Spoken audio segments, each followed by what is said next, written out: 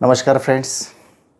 संख्याज्ञान भाग 1 आणि भाग 2 यानंतर त्या पुढील प्रकरण आहेत आपलं अतिशय सोपं, लहान आणि साधारण बेसिक लेवलच्या एक्झाम ज्या असतील क्लास 3 क्लास 4 म्हणा, किंवा असं म्हणू शकत नाहीत आपण क्लास 3 किंवा क्लास 4लाचे एक्झाम्पल येतात म्हणून कुठल्या एक्झामच्या दृष्टीने म्हणा, आणि त्याहीपेक्षा महत्त्वाचं सिलेबस आपल्याला कंप्लीट करायचा, बरोबर ना. त्यासाठी म्हणून ते आपल्याला घ्यायचं आहे. महत्त्वाचं प्रकरण आहे, त्याचं नाव आहे त्रिकोणी संख्या. लक्षात घ्या, कुठलं प्रकरण आहे? त्रिकोणी संख्या, ट्रँग्युलर नंबर्स. संख्याज्ञान भाग 1 भाग 2 मध्ये ज्या पद्धतीने आपण नैसर्गिक, पूर्ण, पूर्णांक, परिमेय संख्या, अपरिमेय संख्या, वास्तव संख्या, मिश्र संख्या, भाग 2 मध्ये समसंख्या, विषम संख्या, मूळ संख्या, जोडमूळ संख्या, संयुक्त संख्या आणि सहमूळ संख्या आणि त्याबद्दलची विविध उदाहरणं जी प्रश्नावली मी टेलिग्रामवर सोडली होती ती सुद्धा तुम्ही सोडवली असतील, बरोबर ना.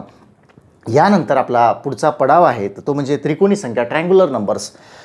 संख्यांच्या विविध जाती. साधारण आपण संख्यांबद्दल जरी शिकतो म्हटलं ना, तर आपल्याला कॉम्पिटिटिव्हचा अभ्यास थोडा बाजूला सारून त्याच्या म्हणजे अवांतर जर विचार करतो म्हटलं संख्यांबद्दल, तर खूप काही शिकण्यासारख्या गोष्टी आहे, लक्षात घ्या. परंतु आपल्याला तो वेळ नाहीत आपल्याकडे, परंतु आपल्याला एक्झामच्या दृष्टीनं पाहायचं आहे. सो आपण संख्यांबद्दल बोलतो आहे, बरोबर आहे. एक छोटासा म्हणजे एक्झामला येतो बऱ्याचदा, त्याचं आपल्याला काम पडतं. बऱ्याचदा काय होतं, एक्झामला एखादी गोष्ट येत नाही म्हणून ती शिकायची नाही असं पण नसतं. बऱ्याचदा त्याचं इम्प्लिमेंट आपल्याला पुढच्या चॅप्टरमध्ये करायला भेटतं, याच्यामुळे तो सोपा होऊन जातो, बरोबर ना.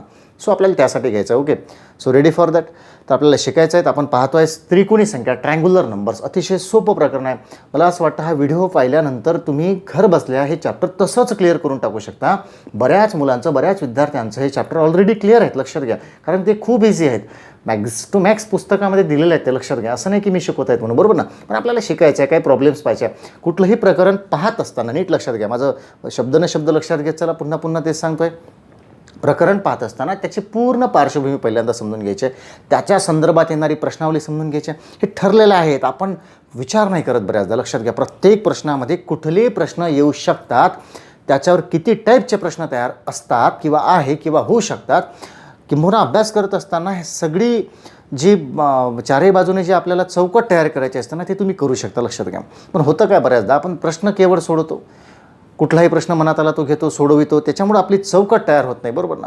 परंतु आपल्याला ती करता येतं बऱ्याच वेळा. मी पुन्हा तुम्हाला सांगू इच्छितो किंवा माझं तुम्हाला एक सूचना असेल, गणितामध्ये, बुद्धिमत्ता चाचणीमध्ये, भूमितीमध्ये, बीजगणितामध्ये असं कुठलंच प्रकरण नाही की ज्याला आपल्या माइंडमध्ये चौकटीत बसविता येत नसेल, लक्षात घ्या. प्रत्येकाचं ठरलेलं आहे, लक्षात घ्या. कुठला प्रश्न विचारला जाऊ शकतो, काय विचारला जाऊ शकतो, सर्व ऑलरेडी प्री प्लॅन्ड आहेत, लक्षात घ्या. पण आपल्याला मॅनेज करायचं आहे. सो बघा, आपल्याला काय करायचं, आज त्रिकोणी संख्या शिकायचं. याच्या संदर्भात सुद्धा मी काय बोलतो बघा, दोन बाजू आहे त्याच्यामध्ये. त्रिकोणी संख्यांमध्ये जे आपण पाहणार ती पहिली बाजू, दुसरं म्हणजे हस्तांदोलनाची संख्या काढणे वगैरे. असं नाही, हा पाठ सोपा आहे, घ्यायच्यात. आपली सिरीज सुरू आहे, त्याच्यामुळं हा छोटासा लेसनसुद्धा आपल्याला यामध्ये इन्क्लूड करायचा, बरोबर ना. तर यामध्ये 4 प्रकारचे प्रश्न असतात. बघा, आपण त्यानुसारच घेणार आज आपलं सेशन खूप मोठा नाही आहे. याच्यामध्ये काय असतं पहिल्यांदा लक्षात घ्या. फर्स्ट, एकतर पाया दिला असेल तर त्रिकोणी संख्या काढणे. लक्षात घ्या, मी काय सांगतो आहे, या प्रकरणामध्ये 4 प्रकारचे प्रश्न येतात. तेवढी समजून घ्यायची आहे, फक्त लक्ष द्या. तेवढी क्लिअर करायची आहे, फिनिश. ओके, पहिलं, पाया दिलेला असेल त्रिकोणी संख्या काढायची. क्लिअर, पाया दिला असेल त्रिकोणी संख्या काढायची. एकदा फ्रेम लक्षात घ्या, पाया दिला असेल त्रिकोणी संख्या काढायची. दुसरं, त्रिकोणी संख्या दिली असेल पाया काढायचा. काय, त्रिकोणी संख्या दिली असेल पाया काढायचा. तिसरं, दिलेल्या त्रिकोणी संख्येच्या पुढील त्रिकोणी संख्या काढणे. चौथं, दिलेल्या त्रिकोणी संख्येच्या मागील त्रिकोणी संख्या काढणे. किती सोपं आहेत, बरोबर ना. बस एवढं. म्हणजे इतकं जर ठरलं असेल एखाद्या प्रकरणामध्ये तर ते फिनिशच करून टाकायचं ना, बरोबर आहे. त्याच्यामध्ये काही राहायलाच पाहिजे नाही, बरोबर आहे. तर आपण एक एक पार्ट याच्यामधला घेऊ. अगदी 4 ते 5 प्रश्नातच हे लेसन तुम्हाला समजून येईल असा माझा प्रयत्न असेल. गडबड नाहीत आपल्याला कुठली, बरोबर ना. होमवर्क तुम्हाला भेटूनच जाईल, बरोबर आहे. तर पाहायचं, फर्स्ट ऑफ ऑल डेफिनेशन आपल्याला पाहिजे. बघा काय, त्रिकोणी संख्या, ट्रँग्युलर नंबर्स, त्रिकोणी संख्या, त्याची व्याख्या काय. व्याख्या इथे लिहिलेली नाही आहेत, लक्षात घ्या. मी तोंडी सांगतोय तुम्हाला, ठीक आहेत ना. जस्ट मी पॉईंट म्हणून लिहिलं आहे त्याला व्याख्या. त्रिकोणी संख्यांची व्याख्या अतिशय सोपी आहेत, लक्षात घ्या. 2 क्रमवार नैसर्गिक संख्यांच्या, लिसन, 2 क्रमवार नैसर्गिक संख्यांच्या गुणाकाराची निमपट म्हणजे 1/2 अर्धी, बरोबर ना. 2 क्रमवार नैसर्गिक संख्यांच्या गुणाकाराची निमपट म्हणजेच काय, त्रिकोणी संख्या. लक्षात आलं, त्रिकोणी संख्या. फॉर अन एक्झाम्पल, 5 × 6, 5 × 6 किती, 30, आणि 30ची अर्धी किती म्हणजे निमपट किती, 15 झाली या ठिकाणी त्रिकोणी संख्या. याच्यातले काही पैलू आपल्याला समजून घ्यायचे, लक्षात घ्या. सूत्र आहेत n into n plus 1 divided by 2. Suppose n is equal to 5 घेतलं. जस्ट आता जे अतिशय साधी उदाहरणं घेणार आहेत मी मुद्दाम, कारण तुम्हाला इम्प्लिमेंट करताना सोपं जायला हवं. 5 घेतलं, मग 5 वरून त्रिकोणी संख्या आपल्याला काढायची आहेत. फॉर्म्युला कुठला आहे? n into n plus 1 divided by 2. यांची व्हॅल्यू म्हणजेच काय? 5. त्रिकोणी संख्यांचं सूत्र परत एकदा काय आहे? n into n plus 1 divided by 2. त्रिकोणी संख्यांची व्याख्या काय आहेत? 2 क्रमवार किंवा लगतच्या नैसर्गिक संख्यांच्या गुणाकाराची निमपट म्हणजे त्रिकोणी संख्या, बरोबर आहे. म्हणजेच 5 गुणिले हा सोपा आहे, तोंडीच निघून जाईल. जस्ट इम्प्लिमेंटेशनचा भाग आहे म्हणून तो पाहायचा, बरोबर ना. n into n plus 1 divided by 2. सोपं आहे सगळं. यांची व्हॅल्यू किती? 5. म्हणजे 5 गुणिले n प्लस 1 मीन्स 6 अपॉन 2. म्हणजेच याचं उत्तर किती? 15. तर तुमची त्रिकोणी संख्या किती झाली? 15. याचं वाचन नीट करत असताना कसं होतं म्हणजे लक्षात राहील. तर बघा, 5 पाया असताना, लिसन, 5 पाया असताना तुमची त्रिकोणी संख्या किती झाली? 15. म्हणजे 15 त्रिकोणी संख्या असताना पाया किती झाला? 5. हे सर्व लक्षात घ्या. अतिशय सोपं प्रकरण आहे, खूप कमी वेळात होऊन जातं ते. फक्त डिटेलमध्ये लक्षात घ्या, बरोबर ना. वापरायचं आहे. असंख्य उदाहरणं तोंडीच तयार करू शकता तुम्ही. आज मला जास्त उदाहरणं देण्याची गरज नाही, कारण हे समजून घ्यायचं आहे. खूप सारे उदाहरणं तुम्ही तयार करू शकता. पटलं ना. हा एक संकल्पना फक्त तुमची क्लिअर करायची आहे, कॉन्सेप्ट क्लिअर करायचा तुमचा. ओके, बघा, n म्हणजे पाया. ओके, काय होता? पाया, लहान संख्या. यावरून त्रिकोणी संख्या किती? 15. व्हाय? कारण 5 into 6 upon 2 is equal to 15. 15 आलं. 15 त्रिकोणी संख्या असेल तर याचा काढायचा पहिला म्हणजे पाया काढायचा, बरोबर आहे. मी मगाशी सांगितल्याप्रमाणे 4 क्वेश्चन या ठिकाणी असतात. त्याच्यापैकी पहिला क्वेश्चन क्लिअर झाला. क्लिअर? Yes or no? बघा पुन्हा सांगताय. 4 प्रश्न कुठले असतात? एक तर पाया दिला असेल, त्रिकोणी संख्या काढणे, ते या प्रकारे अतिशय सोपं आहे. दुसरं, त्रिकोणी संख्या दिला असेल, पाया काढणे. तिसरा, पुढील संख्या काढणे किंवा मागील संख्या काढणे. बस, याच्या पलीकडे यामध्ये काहीच नसतं. बाकी अदर कुठे कुठे वापरता येतं ते आपण पुढं जसं जाऊ तसं आपण पाहूयात. जसजसे लेसन वाढत जातील, प्रकरणं वाढत जातील, पुढं जाणार, प्रकरणाच्या डेप्थ वाढत जातील, बरोबर ना. त्याच्या खोली वाढत जातील, त्याचा अवाका वाढत जाणार आहेत. शिकण्यासारख्या भरपूर गोष्टी त्याच्यामध्ये असणार आहेत, लक्षात घ्या. आपण सोप्याकडून कठीणाकडे चाललो आहेत, लक्षात घ्या. लहानाकडून मोठ्याकडे चाललो आहेत, बरोबर ना. त्याच्यामुळे आपल्याला ही सिस्टीम तोडायची नाही, लक्षात घ्या. तर हे क्लिअर झाला. पहिला क्वेश्चन क्लिअर झाला. आय थिंक पहिला क्वेश्चन कुठला? जस्ट पाया दिला असेल, त्रिकोणी संख्या काढायची. पाय दिला असेल, कुठलीही त्रिकोणी संख्या. हे सगळं तोंडी, क्लासमध्ये मुलं हे तोंडी पाठ करून टाकतात. खरं मला माहीत आहे, जेव्हा हे लेक्चर क्लासमध्ये घेतलं जातं ना, अगदी विथिन 30 मिनिट, अर्ध्या तासाच्या आत हे लेक्चर पाठ होऊन जातं मुलांच्या. म्हणजे तोंडी ते त्रिकोणी संख्या सांगतात. पट्टीची संकल्पना असेल, त्याच्यामध्ये पाया काढायचा असेल, सर्व तोंडी निघून जातात. तुम्हाला सुद्धा ही प्रॅक्टिस खूप सारी करायची, लक्षात घ्या. म्हणजे करायचं का? समजा फॉर एन एक्झाम्पल 12 पाया आहेत, त्रिकोणी संख्या काढायची आहेत. सो 12 गुणिले काय? पुढची संख्या 13 भागेला 2, 6 13 सगळे किती? 78. म्हणजे या ठिकाणी 12 त्रिकोणी संख्या किती झाली? 78, राईट. आणि 78 या त्रिकोणी संख्येचा पाया कुठला? तर झाला तो 12. लक्षात आलं? ही झाली डेफिनेशन. पहिला क्वेश्चन क्लिअर. कुठला? पाया दिला असेल तर त्रिकोणी संख्या काढणे. क्लिअर? आता थोडं इकडे येऊयात आपण. बघा, तर काही प्रथम त्रिकोणी संख्या. बरं, इथं काय थांबवायचं? कारण ही झाली त्रिकोणी संख्या काढणे. आता जस्ट आपल्याला त्रिकोणी संख्या म्हणजे समजलं. आता त्याच्याबद्दलचं सविस्तर नॉलेज या ठिकाणी बघूयात आपण. बघा, त्रिकोणी संख्या दिलेल्या प्रथम काही, जसं फॉर एन एक्झाम्पल 1, पाया 1 असेल तर त्रिकोणी संख्या 1, पाया 2 असेल तर त्रिकोणी संख्या 3, कारण बेत्रिक 6 त्याच्या अर्धी. सर्व तुम्ही पाहू शकता. पाया 3 असेल त्रिकोणी संख्या 6, कारण 3 चौक 12, 12च्या अर्धी 6. पाया 4 असेल त्रिकोणी संख्या 10, कारण 4 25 त्याच्या अर्धी 10. 5 सख 30, 15 त्रिकोणी संख्या. 6 पाया असेल त्रिकोणी संख्या 21, 7 पाया असेल त्रिकोणी संख्या 28, 8 पाया असेल त्रिकोणी संख्या 36, 9 पाया असेल त्रिकोणी संख्या 45, 10 पाया असेल त्रिकोणी संख्या 55, 11 पाया असेल त्रिकोणी संख्या 65. सिस्टीम तयार होते, लक्षात घ्या. सिस्टीम तयार होते, बरोबर आहे. गणितामध्ये गाऊस हा गणितामधला एक खूप हुशार विद्यार्थी, इतिहासामध्ये त्याच्या नोंदी आहेत. गाऊस गणितामध्ये असंख्य नावं आहेत जी गणितामध्ये खऱ्या अर्थानं आपल्यासाठी त्यांनी म्हणजे ते नावं आपल्यासाठी एक वरदान आहे, किंवा त्यांनी आपल्यासाठी खूप काही करून ठेवलेलं आहे. जसं गाऊस आहेत, न्यूटन आहेत, रामानुज आहेत, बरोबर आहे, गाडगीळ, माधव, जे काय असतील, लक्षात घ्या. ह्या विविध लोकांनी गणिताचे वेगवेगळे पैलूंचं दर्शन आपल्याला गणिताच्या अभ्यासामध्ये करून दिलेलं, लक्षात घ्या.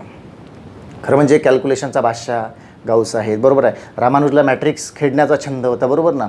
आकड्यांच्या दुनियात रमण्याचा छंद होता अशा लोकांना. ह्या लोकांनी वेगवेगळ्या गोष्टी पेरून ठेवलेल्या आहेत ऑलरेडी गणितामध्ये, पटलं ना.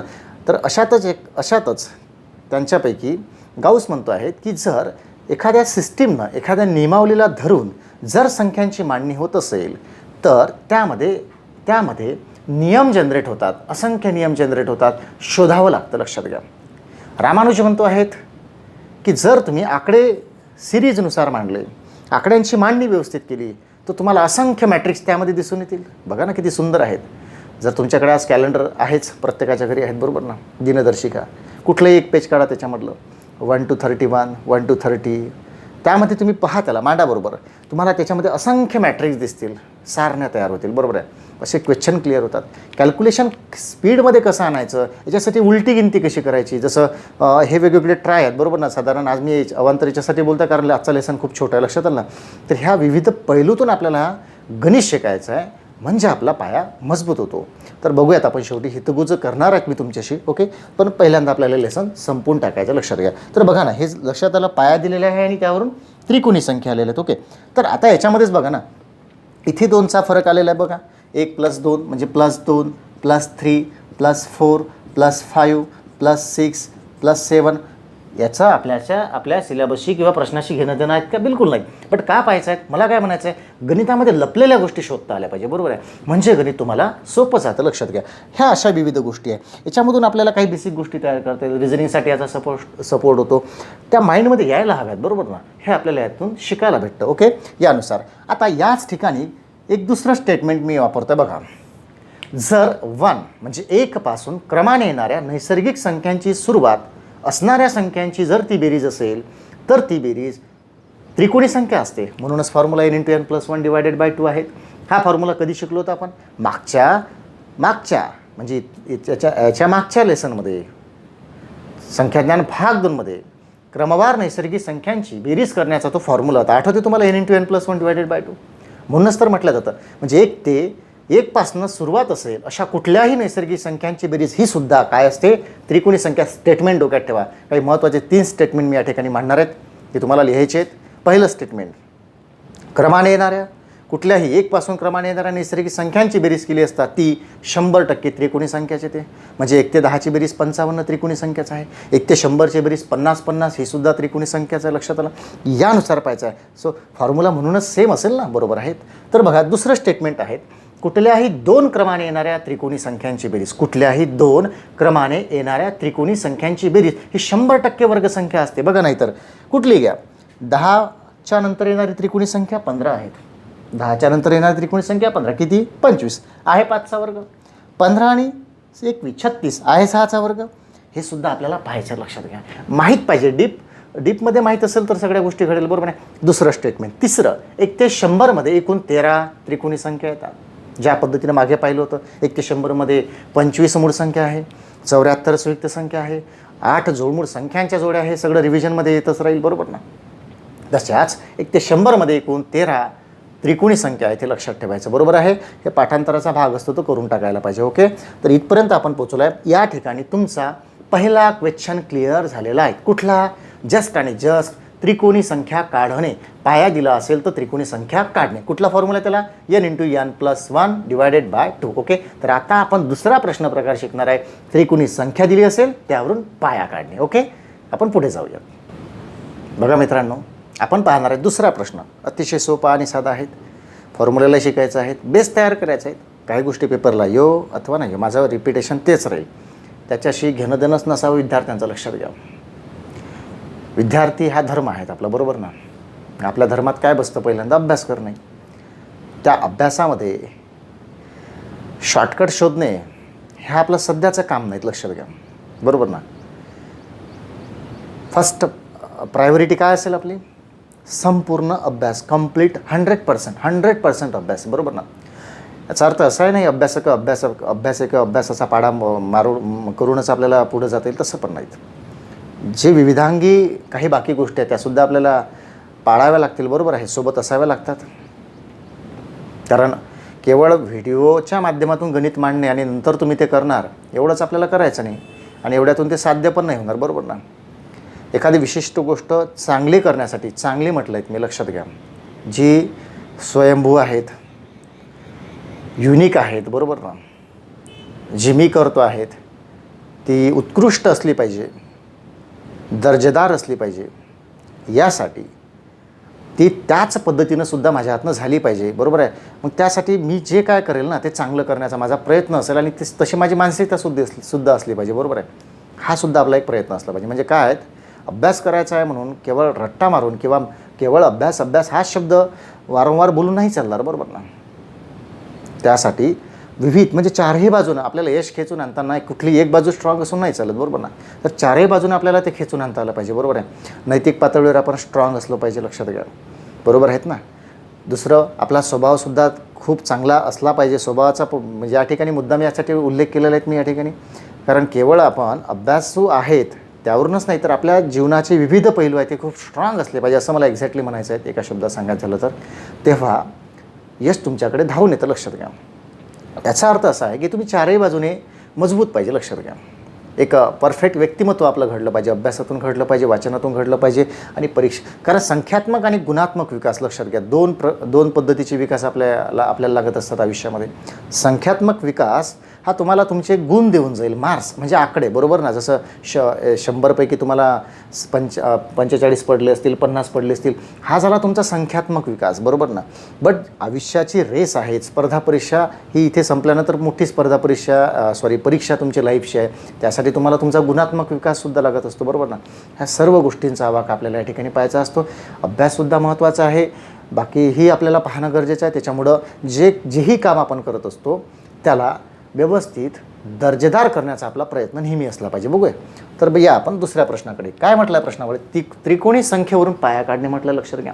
म्हणजे त्रिकोणी संख्या दिलेली असेल त्याच्यासाठी काय काढायचं आपल्याला, पाया काढायचा. बघा अतिशय सोपा आहे, मला काहीच माहीत नाही, मी शॉर्टकट सांगेल तिकडे, नो डाऊट, ओके. किंवा शॉर्टकट पहिल्यांदा शिकायचं हरकत नाही, शिकून घेऊयात. बघा काय करायचं आहे, त्रिकोणी संख्या दिलेली, मी त्रिकोणी संख्या अशी लिहितो आहे. त्रिकोण काढणे म्हणजे त्रिकोणाचा संबंध या ठिकाणी येत नाहीत बरं शब्दशः, जस्ट एक लिहायचं म्हणून मी सिम्बॉल वापरलेला आहे. त्रिकोणी संख्या, दिलेली त्रिकोणी संख्या किती आहेत आपली, 15. म्हणजे याचा अर्थ असाच आहे का पेपरला 15चे सोपे चाकलेलं नाही, ते तुम्हाला इम्प्लिमेंट करायचं मोठमोठ्या संख्यांच्या स्वरूपात, बरोबर ना. 15 तर करायचं का, बघा व्याख्येनुसार जायचं, बिलकुल डोकं नाही लावायचं आपल्याला. कुठल्याही 2 क्रमवार नैसर्गिक संख्यांच्या गुणाकाराची निमपट म्हणजे त्रिकोणी संख्या. निमपट हा शब्द लक्षात घ्या, निमपट. याचा अर्थ ही 15 त्रिकोणी संख्या ही कुठल्या तरी 2 संख्यांच्या गुणाकाराची अर्धी 1/2 निमपट आलेली आहेत, बरोबर ना. बिलकुल शुअर. मग त्याची दुप्पट केली तर आपल्याला त्या 2 संख्यांचा गुणाकार दिसेल, बरोबर ना. म्हणजेच याची जर दुप्पट केली म्हणजे 15 गुणेला 2ची दुप्पट किती येतं, 30. बस एवढं लक्षात ठेवायचं, आली दुप्पट 30. म्हणजे हा कोणाचा गुणाकार आहेत लगतचा, हा 5 सख 30चा आहे, बरोबर ना. पण हे संख्या लहान आहेत, आकडा लहान आहेत म्हणून पटकन लक्षात आलं 5 सख 30 आहेत म्हणून, बरोबर ना. आकडे मोठे पण असू शकतात, 1024 समथिंग, पुढं गेल्यानंतर खूप मोठे आकडे येतील. मग अशा वेळेस तुम्हाला जसं 5 सख 30 कळलं तसं लवकरात लवकर कळेल का ते नाहीत. मग अशा वेळेस काय करायचं, अशा वेळेस तुम्ही काय करायचं बघा, त्रिकोणी संख्येचा पाया काढत असताना जी दुप्पट केलेली आहे या दुप्पटीच्या अलीकडची, लक्षात घ्या, या दुप्पटीच्या अलीकडील वर्ग संख्या शोधायची. अतिशय सोपं आहे. वर्ग संख्या ती कुठली आहे, 25. आणि या 25चा वर्गमूळ म्हणजेच काय, 5. म्हणजे तुमचा पाया झाला या ठिकाणी 5. निघालं उत्तर. थोडं इम्प्लिमेंट करण्याचा भाग आहेत म्हणून बघूया तिथे. बघा 21 या त्रिकोणी संख्येचा पाया किती, 21 दोन्ही 42. 42च्या अलीकडची वर्गसंख्या 36. 36चं वर्गमूळ 6 आहे, 6 पाया. 45ला घ्या, कुठली पण संख्या, 45 त्रिकोणी संख्या आहेत, तिची दुप्पट करा 90. 90च्या अलीकडची वर्गसंख्या 81. 81चं वर्गमूळ 9 आहे, त्याचा पाया 9. हे आपल्याला शोधता येईल. मग उत्तर तर निघालं, तरी मी इथे जागा सोडलेलं आहे. कारण का बरं, कारण मी आधीच सांगितलं केवळ उदाहरणं सोडविण्याची रेस आपल्याला लावायची नाही, लक्षात घ्या. मला खूप उदाहरणं येतात, मी बसलो ना आता एका घंट्याला 100 उदाहरणं सोडवतो. हो, सोडविता येतं, प्रश्नच नाहीत. पण विविधांगी विचार केला आणि जेव्हा कन्सेप्टशी खरं काम पडेल तेव्हा तो क्लिअर आहेत का हे सुद्धा पाहणं गरजेचं आहे, बरोबर ना. सो त्यासाठी आपल्याला पाहायचं आहे. बघा उत्तर निघालं, केवळ उत्तरासाठी आपल्याला हे काम नाही करायचं, लक्षात घ्या. आपल्याला गणितामध्ये शिकायचं पण आहे, कारण जेणेकरून त्याचा सराव कशाला म्हणतात, जिथे सराव करायचा, प्रॅक्टिस करायचा चान्स भेटला तो सोडायचा नाही आहेत आपल्याला, लक्षात घ्या. तर बघा त्रिकोणी संख्येचं सूत्र काय आहे, n × n + 1 / 2, राईट. 15 त्रिकोणी संख्या ही कशी आली असेल माहीत नाही आपल्याला, n माहीत नाही. n म्हणजेच काय, पाया. n म्हणजेच पाया, n म्हणजे पाया. मग हा माहीत नाही, मग ही त्रिकोणी संख्या कशी आली असेल, मनाला प्रश्न करा, कशी आली असेल. तर ही अशी आली असेल, n × n + 1 divided by 2 is equal to 15. बरोबर आहे. म्हणजे क्रमाने अशी आली असतील ना ती. बरोबर आहे. याला सोडवायचं. मला माहीत नाही, माहीत आहे पण माहीत नाही, कारण मला वर्ग समीकरणसुद्धा मांडता आलं पाहिजे, समीकरणसुद्धा मांडता आलं पाहिजे, उदाहरणानुसार सुद्धा जाता आलं पाहिजे. जर माझ्याकडे हे नसेल तर मला हे सुद्धा जमलं पाहिजे. मनाला प्रश्न पडला पाहिजे कशी आली असेल, अशी आली असेल, लक्षात घ्या. मग याला सोडवायचं आहे. n इंटू यन, यांचा square plus n into 1 n is equal to 15 दुनी 30. 15 दुनी 30. n स्क्वेअर प्लस n इकडे आणायचा -30 इज इक्वल टू 0. आता यासाठी समीकरणाच्या व्याख्या माहीत असणं गरजेचे आहे. साधारण पहिल्या लेक्चरमध्ये जर ऐकलं असेल, जिथे मी सिलेबस तुम्हाला स्पष्टीकरण करून दिला होता, तेव्हा म्हटलं होतं काही गोष्टी अनावधानानं आधी येतात, लक्षात घ्या. म्हणून तिसऱ्या नंबरला याच्यानंतरचं प्रकरण आपलं आहे एकचल समीकरण. त्याचं रिझन तुम्हाला या ठिकाणी स्पष्ट होते. बघा, मला सांगायची गरज नाही की रिझन तुमच्यासमोर स्पष्ट आहेत. अख्खा सिलेबस घेऊन घ्यायचा आणि नंतर आपल्याला धावपळ करायची, हे नाही जमलं ते नाही जमलं असं नाही करायचं आहे. बदलायचं आहेत परंतु परिस्थितीनुसार. बरोबर ना. समीकरण शिकायचं आहेत नक्कीच, पण ह्या ज्या गोष्टी आहेत बेसिक लेवलच्या, जिथे समीकरणाची रोज रोज तुमचा वाद होणार आहेत, भिडणार आहेत तुम्ही तिथे, मग ती गोष्ट आधी क्लिअर करायला काय हरकत आहे. बरोबर ना. म्हणून किमान आपण एकचल समीकरण शिकणार. मी तुम्हाला तेव्हा सांगितलं होतं. म्हणून सेकंड जे चॅप्टर आहे त्याच्यानंतरचं हे एकचल समीकरण आहेत, लक्षात घ्या. बघा ना, इथे एकचल समीकरणाच्याही पेक्षा पुढे गेलो होतो आपण. मलाही माहीत नव्हतं, तुम्हालाही नाहीत. आपण तर सोपं सोपं शिकतो आहेत. तरी माझी इच्छा नसताना, तुमची इच्छा नसताना घात 2 आला की नाही आला. आणि समीकरणामध्ये एका चलाचा वापर झालेला असून व्याख्यासुद्धा माहीत पाहिजे, डेफिनेशन तर पूर्णच माहीत पाहिजे 100%. डेफिनेशनशिवाय भागतच नाहीत. एकाच चलाचा वापर झालेला असून, झालेला एकाच चलाचा वापर झालेला असून चलाचा सर्वात मोठा घातांक 2 असेल तर त्याला वर्ग समीकरण असं म्हणतात, क्वाड्रॅटिक इक्वेशन. ओके, झालं. वर्ग समीकरण भेटलं आपल्याला. आहे 2. त्याला सोडण्याची पद्धत माहीत नाही पाहिजे का मग आता आपल्याला? शॉर्टकट नसेल तर हे पण माहीत पाहिजे ना. मग आता हे कुठला भाग आहे? हा बीजगणिताचा भाग आहे. वाट पाहणार का तोपर्यंत? नाही. म्हणूनच काही गोष्टीची पायाभरणी आपल्याला सुरुवातीला करणं गरजेचं असतं. बरोबर आहे. कारण आपण स्पर्धा परीक्षा देतो आहे, लक्षात घ्या. बरं, हरकत नाही, आपण याला सोडूयात. ओके, तर हे वर्ग समीकरणामध्ये गेलं, ते माहीत झालं आहे. आता मला 30ची म्हणजे -30 गुणेला इथं सहगुणक नाही म्हणजे 1, कारण याचा गुणाकार तो येतो -30. याचे असे काही फॅक्टर शोधायचे की त्यांचा गुणाकार -30 आला पाहिजे आणि त्यांची बेरीज किंवा वजाबाकी इथलं काहीच नाही, म्हणजे 1 येणारा पाहिजे. कळलं? गुणाकार कसा आला पाहिजे? 5 × 30 तो येतो, माहिती आहे. बरोबर आहे. तो मायनस आला पाहिजे. बऱ्याचदा गुणाकार हा लहान संख्येला हे ऋणचिन्ह असेल तरी ऋणच येतं. म्हणजे 5 × 30 याला ऋण याला प्लस दिलं तरी चालेल, काही प्रॉब्लेम नाही. बरोबर आहे. म्हणजे इथं हे येईल. म्हणजे मांडायचं कसं बघा, n² plus 6n minus 5n minus 30 is equal to 0. मी काय केलं? प्लस nच आलं माझं. बरोबर. Plus 6n minus 5n plus n. Right. Change केलं का नाहीत? आता सोडवायचं त्याला. बघा, n कॉमन निघेल याच्यातून, मग काय राहिलं इथं? 1n plus 6. क्लिअर. पुढे -5 बाहेर काढले, इथं nच राहिला. मायनस मायनस प्लस 5 × 30 म्हणजे 0. n plus 6 is equal to 0. n plus 6 is equal to 0 common आहेत. और n minus 5 is equal to 0. Right. n is equal to -6 और n is equal to only 5 + 5. काय पाहिजे होता? पाया निघाला. पाया 5. ही का नाही घ्यायची? कारण ऋण आलेले आहेत. प्लस कुठली आलेली ती म्हणजे 5 निघालं तुमचं उत्तर. त्याने निघालं याने. कशासाठी घेतलं? वेळ खर्च करायचा होता म्हणून नाहीत. मला उत्तरं अशी घेणं देणं नाहीत.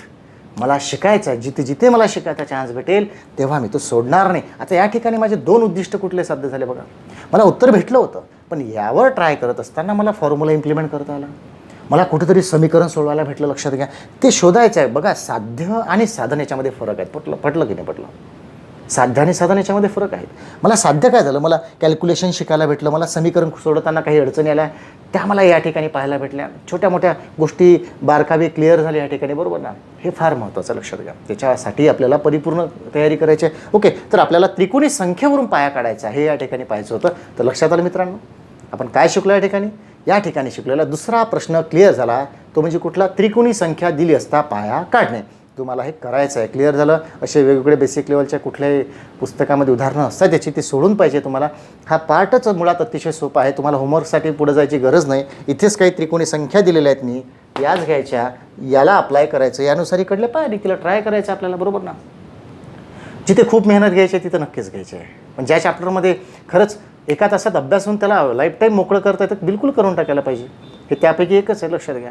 गरज नाही पडत कधी. मला असं वाटतं हे लेक्चर ऐकल्यानंतर त्रिकोणी संख्या ज्याचं झालं नसेल त्याला उभ्या आयुष्यात कधी करायची, जस्ट आणि जस्ट एवढंच आहे त्याच्यामध्ये, तेवढंच करून ठेवा बस, बरोबर ना.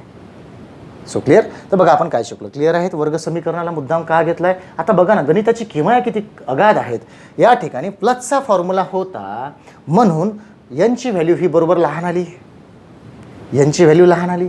जर हा मायनसचा फॉर्म्युला असता n × n-1 डिवायडेड बाय 2 जसा हस्तांदोलनाची संख्या काढण्याचा, तर मात्र यांची व्हॅल्यू ही पॉझिटिव्ह आली असती. बघूयात आपण त्यामध्ये सुद्धा, ठीक आहेत ना. तर आतला दुसरा प्रश्न क्लिअर झालेला आहे. क्लिअर आहे विद्यार्थी मित्रांनो. आता तिसरा आणि चौथा प्रश्न सोबत पाहणार आहे, तो म्हणजे पुढील त्रिकोणी संख्या काढणे आणि मागील त्रिकोणी संख्या काढणे. ओके. तर आता आपण शिकणार आहे पुढील किंवा मागील त्रिकोणी संख्या काढणे. अतिशय सोपं आहे. 2 क्वेश्चन मी या ठिकाणी मांडतो, लक्ष द्या. इथलंच घ्यायचे, काही प्रॉब्लेम नाही. इथलंच घ्यायचं आहे, वापरायचं आहे. खूप मोठं केल्यामुळे मोठं नाही होत, शिकून तर घ्यायचं, बरोबर ना. बघा ना, कुठलं तरी घ्यायचं आपण घेऊ 15लाच, काय प्रॉब्लेम नाही. बघा सोपं आहे म्हणून नाही, बरं सगळ्यांना समजावं हा त्याच्या मागचा हेतू, राईट. 15. मग काय करूयात बघा, 15च्या पुढील 5वी घेऊयात आपण. 5वी त्रिकोणी संख्या काढा. 5वी त्रिकोणी संख्या काढा. बस झालं एवढं. आता सोडवायचं कसं, अतिशय सोपं आहे, काहीच घेणं देणं नाही. मी जे स्टेप्स सांगतो तेवढ्या फॉलो करायचे. ओके. बघा काय करायचं आहे, स्टेप्स काय आहेत. दिलेली त्रिकोणी संख्या किती आहे, 15. त्याच्या पुढील कितवी काढायची आहे, 5वी. इथं पहा थोडं, 15 या त्रिकोणी संख्येचा पाया किती, 5. जस्ट पाहायचं आहे म्हणून तर मी पुसलो नाहीत मगांपासून. याच्या पुढचे पहिली, दुसरी, तिसरी, चौथी, 5वी, 55 आहे. तिचा पाया 10. इथे कन्सेप्ट तयार होते, एक वाक्य लक्षात ठेवायचं आहे. वाक्य फार महत्त्वाचे असतं, ते लक्षात ठेवायचे, बरोबर ना. एखादी त्रिकोणी संख्या आणि त्याच्या पुढील जेवढ्या क्रमांकाने येणारी त्रिकोणी संख्या यांच्यामध्ये जेवढी गॅप असेल किंवा दरम्यान जेवढ्या त्रिकोणी संख्या असेल त्यांच्या पायामध्ये सुद्धा तेवढीच गॅप असेल, बरोबर ना. मग ते लक्षात घ्यायचं.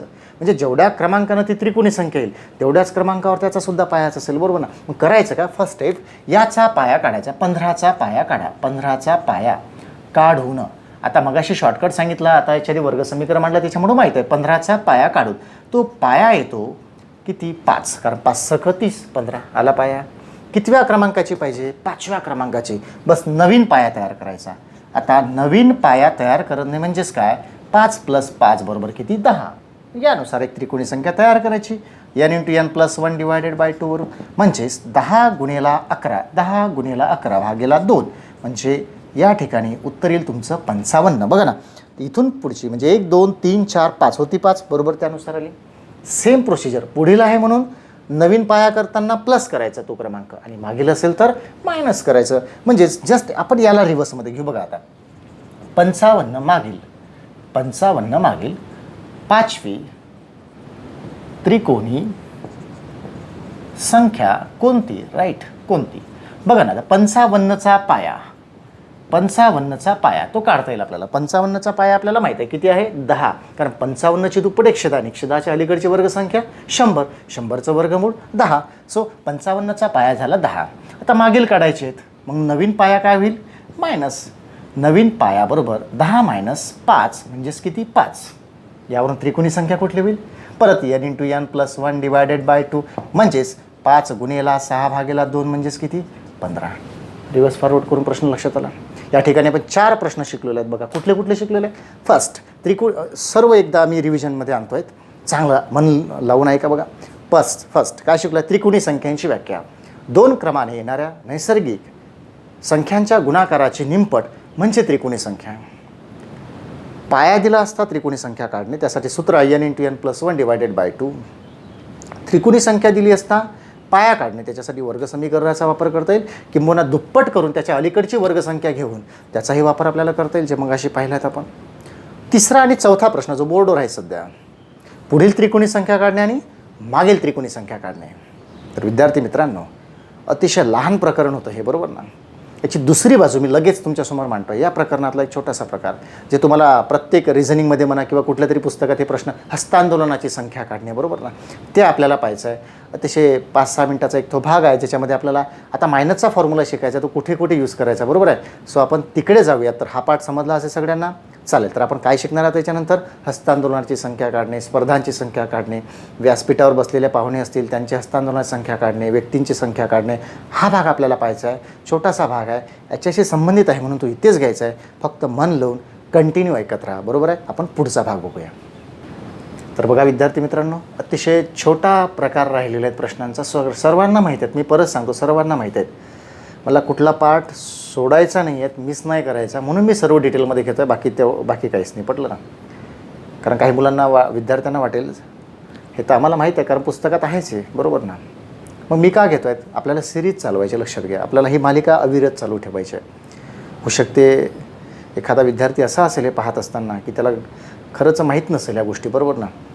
त्याची सिस्टीम चुकू नयेत, त्याचासुद्धा आपल्याला विचार करणार आहे. मागच्या लेक्चरमध्ये मी बोललो होतो, तळागाळातला या सध्याच्या घडीला जो कुठला विद्यार्थी तळागाळातला असेल, ज्याला खरंच कुठलंही माध्यम अवेलेबल नसेल आणि जो व्यक्ती माझं लेक्चर ऐकत असेल त्याला प्रॉब्लेम जायला नको, हा त्याच्या मागचा एक प्रामाणिक माझा हेतू आहे, लक्षात घ्या, बरोबर. आणि आहे असे बऱ्याच लोकांवर अशी वेळ आहे की ज्यांच्याकडे माध्यम अवेलेबल नाहीत, क्लासेस नाही आहेत बऱ्याचदा, बरोबर आहे. अभ्यास करत असताना कधी मटेरियल आपल्याकडे असतं तरी गोंधळ असतो आपल्याकडे, बरोबर आहे. समजत नाही, अभ्यासाचं मॅनेजमेंट समजत नाही, मागे पुढे होऊन जातो. अशाही गोष्टी टाळता येतं या माध्यमातून. त्यासाठी एक प्रामाणिक प्रयत्न आहे, बरोबर आहे. आपला एक व्हिडिओ हे कदाचित खूप मोठं काम करून जाईल, हा छोटासा असेल तरी, बरोबर आहे. उद्याचं प्रकरण, याच्यानंतरचं प्रकरण तर अतिशय महत्त्वाचं आहे, प्रश्नच नाही. खूप जेवढं पुढं जाणार तेवढं मजा येईल, लक्षात घ्या. जे आत्तापर्यंत लोक माझे व्हिडिओ पाहत आहेत ना, त्यांनी लक्षात ठेवायला पाहिजे, जसजसं आपण पुढं जाणार ती मालिका अजून रंगतदार बनणार आहेत, लक्षात घ्या. जेवढं तुम्हाला आत्तापर्यंत आवडलं असेल, समजलं असेल ना, त्याहीपेक्षा अनेक गोष्टी शिकण्यासारख्या आहेत. कारण माझ्या बॅचमध्ये, माझ्या क्लासमध्ये, अकॅडमीतला कुठलाच विद्यार्थी माझी बॅच मिस नाही करत त्याच्याचमुळं. कारण त्याला माहिती आहे, एक दिवस जरी सरांची बॅच मिस केली तरी खूप काही गमावल्यासारखं होईल आणि मी नक्की त्याच हिशोबाने शिकवत असतो, लक्षात घ्या. हे अर्थ हा काय मनापासून तुम्हाला प्रामाणिकपणे लेक्चर अटेंड करा, लक्षात घ्या. नीट ऐका, व्यवस्थित ऐका, वाचन करा, सोबत लेक्चरच्या सोबत अवांतर अभ्यास सुरू ठेवा, बरोबर ना. मग आपल्याला कुठंतरी एक बिंदू साधता येईल, मध्यबिंदू साधता येईल अभ्यासाचा, लक्षात आलं. कारण ह्या गोष्टी करणं गरजेचं आहे, लक्षात घ्या. So clear. तर आपण प्रश्नाकडे जाऊयात. बघा काय म्हटलं आहे. आता हस्तांदोलनाची संख्या काढणे. मी हस्तांदोलनाची संख्या लिहिलं म्हणून तेच प्रश्न येतील असं नाहीत ना. या प्रश्नाला डुप्लिकेट करता येतं आपल्याला. जसं मागच्या लेक्चरमध्ये डुप्लिकेटच्या बद्दल बोललो, डुप्लिकेट अँड ट्रान्सफॉर्मेशन. ओके. एका व्यासपीठावर 12 पाहुणे आहेत, हे माहीत आहे, सर्वांना माहीत आहेत, लक्षात द्या. 12 पाहुणे आहेत. प्रत्येकाने प्रत्येकासोबत एकदा हस्तांदोलन केली तर हस्तांदोलनाची संख्या काढा. राईट. हस्तांदोलनाची संख्या काढा. हस्तांदोलनाची संख्या या प्रश्नाला मी दुसऱ्या भाषेत बोलतो, दुसऱ्यामध्ये घेऊन जातो, लक्षात घ्या.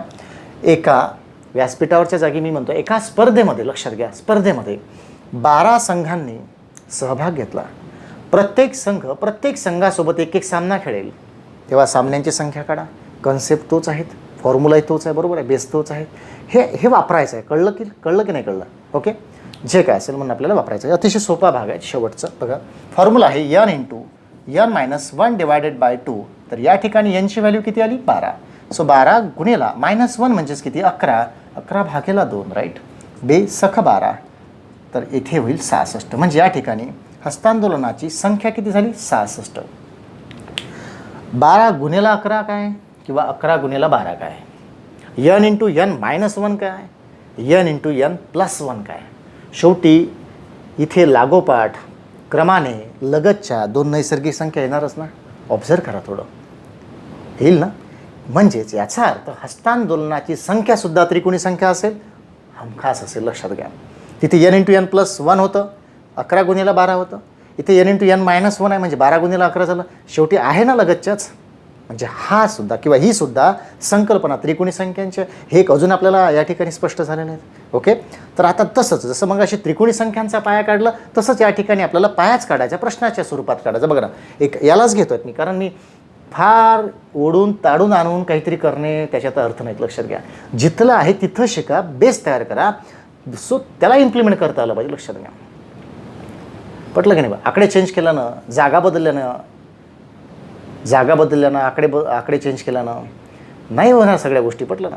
आपल्याला शिकायचं आहे, मजबूती आणायची आहे स्वतःमध्ये. बघा ना, एका व्यासपीठावर काही पाहुणे आहेत, तेच काही पाहुणे माहीत नाही. त्यांच्या हस्तांदोलनाची संख्या 66 आहेत, तर पाहुण्यांची संख्या किती? जसा त्रिकोणी संख्यांचा पाया काढला तो शॉर्टकट मी या ठिकाणी वापरतो. बघा, 66ची दुप्पट करायची 132. चांगलं लक्ष द्या, अतिशय शॉर्टकट आहे तो. त्रिकोणी संख्येचा पाया काढणे जसं होतं ना, तसंच ही सुद्धा त्रिकोणी संख्याच आहे ना एक प्रकारची, आत्ता बोलल्याप्रमाणे. म्हणजे त्याची दुप्पट करायची, कारण ही सुद्धा निंपडत असते. ती किती आली? 132. फॉर्म्युला जेव्हा प्लसचा होता मगाशी त्रिकोणी संख्येचा, तेव्हा अलीकडची वर्गसंख्या घेत होतो. आता फॉर्म्युला मायनसचा असल्यामुळं पलीकडची वर्गसंख्या घ्यायची, आणि याच्यापेक्षा पलीकडची वर्गसंख्या म्हणजे 132च्या पलीकडची वर्गसंख्या आहे 144. क्लिअर आहे? कुठली आहे? 144. आणि या 144चं वर्गमूळ किती आहे? 12. भेटला आपल्याला पाया. पाहुण्यांची संख्या 12. क्लिअर आहेत? वापरायचं बरं, बघा वापरायचं आहे, इथं संपत नाही. मी मोकळा होऊन जाईल इथून, तुम्ही नाही झालेत मोकळे अजून. मला शिकायचं आहे, यूज करून पाहायचं आहे. 10 उदाहरणं सोडून पाहिजे. लक्ष येत नाही ना, घेऊन बसा. मला बेरीज येत नाही ना, घेऊन बसा, मोकळं करा त्याला. मला भागाकार येत नाही ना, घेऊन बसा, मोकळं करा त्याला.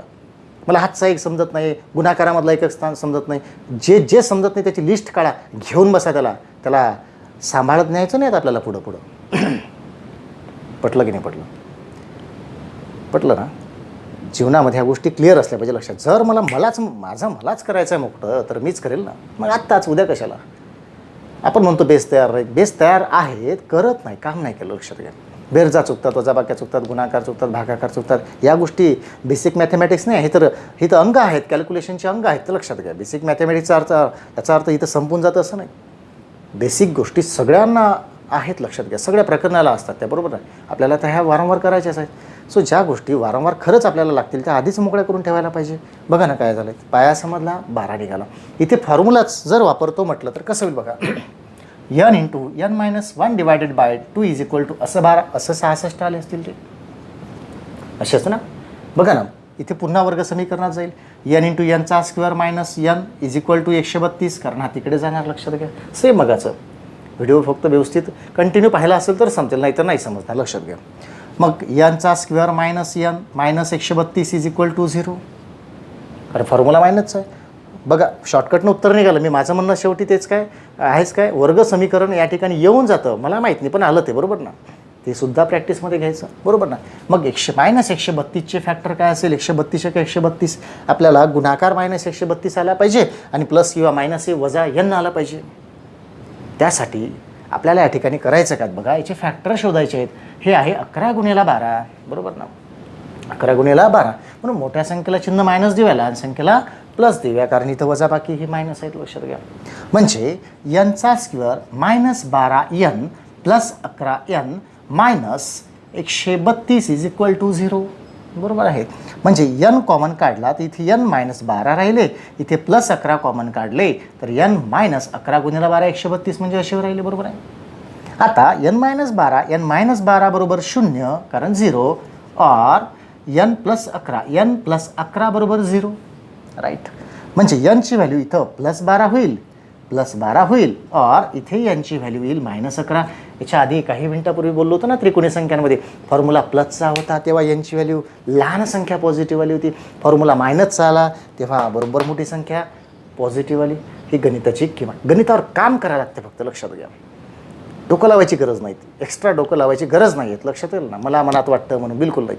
काम करा, गणित तुम्हाला बरोबर सपोर्ट करतं. लक्षात घ्या, गणित रिस्पॉन्स येतो आपल्याला पॉझिटिव्हली.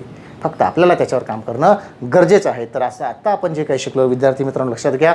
आजचं आपलं लेसन होतं त्रिकोणी संख्यांचं. त्यासोबत आपण हस्तांतरणाची संख्या काढली, षटकोनी संख्या, पंचकोनी संख्या, अलग लक्षात, चौरस संख्या, याच्या डेफिनेशन आणि याची प्रश्नावली. हे लेक्चर पाहिल्यानंतरच लगेच टेलिग्राम चॅनलवर याची PDF मी टाकणार आहेत. कारण मी साधारण मागच्या लेक्चरपासून बोर्डवर होमवर्क देणे बंद केलेले आहेत, कारण ते मर्यादित असतं, त्याच्यामध्ये चांगली प्रॅक्टिस होत नाहीत. म्हणून डिस्क्रिप्शनमध्ये टेलिग्रामची लिंक सोडलेली आहे. त्यावर टेलिग्राम चॅनल जॉईन करून अकॅडमीचं, त्यावर प्रत्येक लेसन जसं पुढे जाऊन आपण, खूप मोठा विषय आहेत आपल्या, लक्षात घ्या. साधारण आपली संपूर्ण लेक्चर पाहिलीच ना, म्हणजे अविरत पाहिली तर साधारण ही खूप मोठी भरतात. मी आज आकडा सांगणं संयुक्तिक ठरत नाहीत, पण खूप मोठी आहेत, लक्षात घ्या. त्याच्यानंतरसुद्धा असंख्य गोष्टींची सिरीज आपण चालू करणार, लक्षात घ्या. सो त्यासाठी टेलिग्राम चॅनल जॉईन करून टाका, कारण इथे मर्यादा येऊन जातात. इथलं होमवर्क तुम्हाला त्यावर मी सोडून देईल, बरोबर ना, किंवा त्यावर टाकेल. त्यासाठी जसं हे लेक्चर तुम्ही पाहाल त्याच्यानंतर लगेच टेलिग्रामवर तुम्हाला याची PDF मिळेल, बरोबर ना, त्यावरून त्याची प्रॅक्टिस करायची आहे. ओके, तर विद्यार्थी मित्रांनो, आपण इथे थांबूयात. यानंतरचं अतिशय महत्त्वाचं लेक्चर असेल, ते याच नंतर पाहायचं आहे. त्याचं नाव आहे एकचल समीकरण. तर त्यासाठी तयार राहा. आत्तापर्यंत संख्याज्ञान भाग 1, भाग 2 आणि त्रिकोणी संख्या ह्या तिन्ही प्रकरणाची चांगली रिव्हिजन करून या, चांगली प्रॅक्टिस करा आणि पुढच्या लेक्चरसाठी रेडी राहा. So thank you.